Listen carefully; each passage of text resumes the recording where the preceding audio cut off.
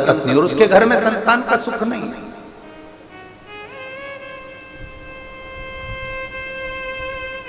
उसके घर में औलाद का सुख नहीं।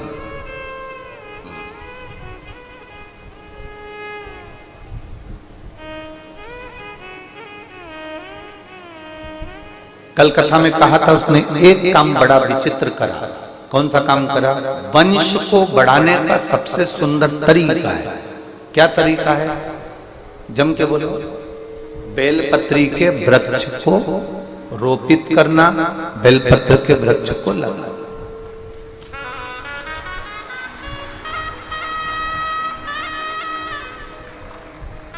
यहां जितने बैठे हैं, जितने आस्था चैनल पर कथा सुन रहे हैं, जितने फेसबुक पर कथा सुन रहे हैं, जितने लोग इस पवित्र कथा का तत्व ग्रहण कर रहे हैं, उनसे एक बात जरूर कहेंगे कि बेलपत्र का वृक्ष, ये जरूरी नहीं कि आपके घर में औलाद है तो आप बेलपत्री का वृक्ष नहीं लगाएंगे।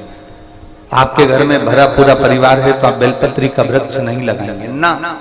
शिव पुराण कहती है अपने परिवार की कई पीढ़ियों को तारने के लिए एक वृक्ष अवश्य लगाना चाहिए बेलपत्र।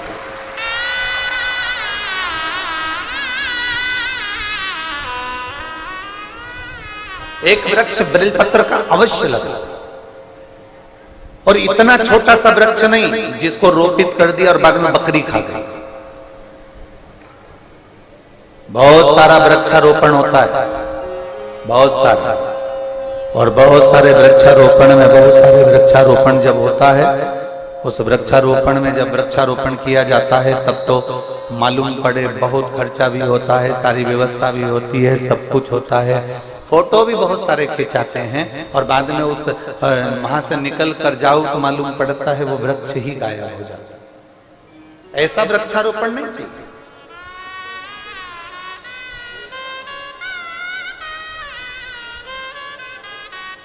जो मुख से निकला, जो आपने किया, वो दिखना भी चाहिए। जो आपने किया उसको दिखाना भी चाहिए, उसको दिखना भी चाहिए।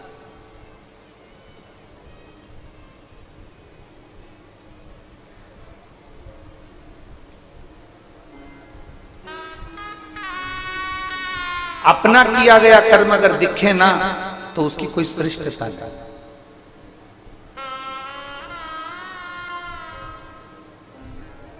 महाराज यहां कुबेरेश्वर धाम पर सामने जो रोड है, अभी आप लोग जिस रोड पर चल रहे होंगे, ये पक्की बनी।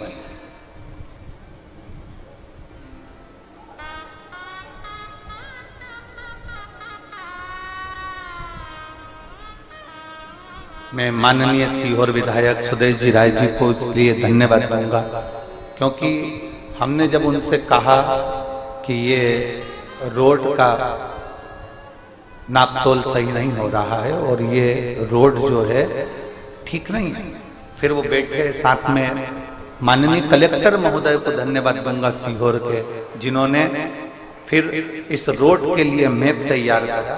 हमारे बीच में विधायक जी की धर्मपत्नी यहाँ विराजमान है, उनको भी धन्यवाद साझा।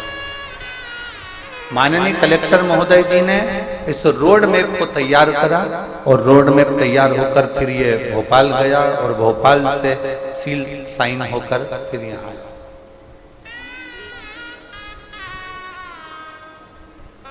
जो ये रुचि, ये जो रुचि माननीय कलेक्टर महोदय जी को, ये जो रुचि उत्पन्न हुई इस रोड के निर्माण की, माननीय विधायक महोदय जी को, एसडीएम जी को, एसपी सर को, जो कमिश्नर आदि जितने भी अधिकारी हैं, उन्होंने इसको जब निश्चित किया तो वो सामने दिखा। आप जितना करते हैं वो सम्मुख में दिखना चाहिए। एक वृक्ष लगाओ, 10 लगाने की जरूरत नहीं है। कितना लगाओ? जम के बोलो जरा।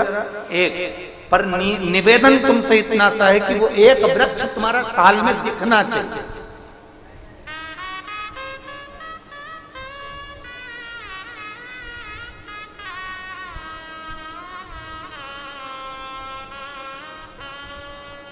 अगर वो एक वृक्ष भी ना दिखे ना तो उसका जीवन का कोई तत्व नहीं। फिर तुमने 10 वृक्ष लगाए कोई काम के नहीं। एक अच्छे से लगाओ, थोड़ा बड़ा करिए, रोपित करिए, उसको बड़ा करने के बाद उसको फिर कहीं, तो जरूरी नहीं कि मंदिर में लगाना जरूरी है, जरूरी नहीं कि तुम्हारे बगीचे में ही लगाना जरूरी है, जरूरी नहीं कि गार्डन में लगाना जरूरी है। बेलपत्री का वृक्ष तुम चलते चलते किसी रास्ते से निकल कर जा रहे हो, गाड़ी में रख लीजिए, उसके चलते चलते रोड के किनारे पर थोड़ा सा खड्डा खोदकर, जहां पर पानी, तालाब, नदी, कोई स्थान ऐसा दिखे कि तुम पानी डालने भी नहीं आ सकते, तो ये तालाब का पानी, नहर का पानी, नदी का पानी, कुएं का पानी कोई ढोलेगा, कोई हेडपंप का पानी कुछ निकलेगा, तो वहां वो पानी पहुंच जाएगा। ऐसी जगह पर लगाओ कि दूसरी बार निकलो तो उस पेड़ की छांव में आप बैठकर जीवन का आनंद पा सकते।